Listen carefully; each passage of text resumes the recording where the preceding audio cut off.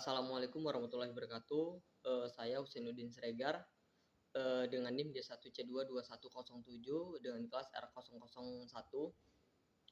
Di sini saya akan menjelaskan kejelasan AC dan DC beserta contohnya. Pengertian arus listrik AC. Arus listrik internal current merupakan salah satu jenis arus listrik yang besar, yang arusnya berubah-ubah atau bolak-balik. Arus bolak-balik ini kemudian berbentuk sebuah gelombang yang arahnya selalu berubah sewaktu-waktu dan dinamakan dengan gelombang sinus atau disebut juga dengan sinusoida. Arus listrik AC di Indonesia dikelola berada ke naungan PLN yang menerapkan arus listrik bolak-balik dengan frekuensi 50 Hz.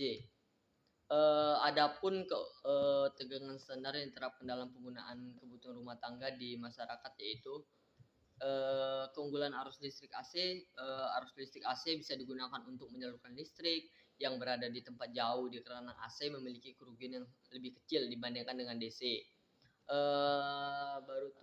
Arus listrik AC sangat mudah didapatkan, yaitu hanya menggunakan generator, sedangkan DC akan lebih sulit. Nah, kekurangan arus listrik AC ini, arus listrik AC kurang efisien digunakan untuk perangkat elektronik yang dibutuhkan arus tetap. Tidak dapat disimpan di kurun waktu yang lama, tidak mudah dipindah-pindahkan. Arus listrik AC memiliki tegangan yang tinggi sehingga dapat berbahaya jika terkena langsung. Contoh dari arus listrik AC seperti lampu-lampu yang digunakan di rumah umumnya menggunakan arus listrik AC. Perangkat elektronik di rumah seperti TV, komputer, kompor listrik dan perangkat elektronik lainnya. Nah, di sini saya akan juga menjelaskan pengertian arus listrik DC. Arus listrik DC, direct current, adalah aliran arus listrik yang bergerak dalam satu arah. Pada arus listrik DC, dikatakan satu arah, yaitu memulai dari kutub positif menuju kutub negatif. Namun menurut pengamat bahwa sebenarnya arus listrik DC mengalir dari kutub negatif menuju kutub positif.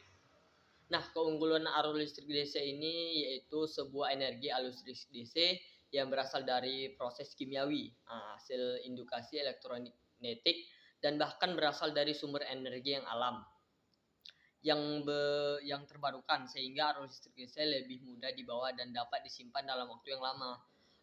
Lebih aman bagi manusia ketika terkena langsung sebab tekanan energi tidak terlalu tinggi dibandingkan AC yang tadi. Kekurangan arus listrik DC ini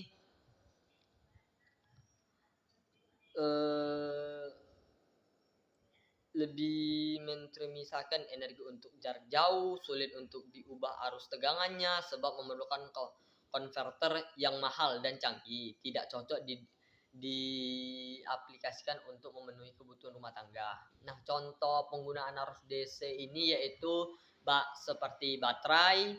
Contoh sumber arus listrik yang menghasilkan dan baterai dapat digunakan untuk mengisi daya perangkat elektronik seperti portable dan kendaraan listrik. Aki mobil termasuk contoh arus listrik DC. Mobil digunakan untuk menyediakan energi untuk mobil, untuk kebutuhan penggampaian penerangan dan sistem elektronika lainnya dalam mobil.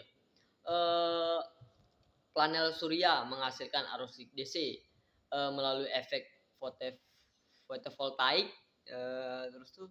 Ketika sinar matahari jatuh pada sel surya, cahaya diubah menjadi energi listrik. Arus listrik DC dihasilkan oleh panel surya yang dapat digunakan untuk mengisi baterai dan mengisi daya perangkat elektronik lainnya.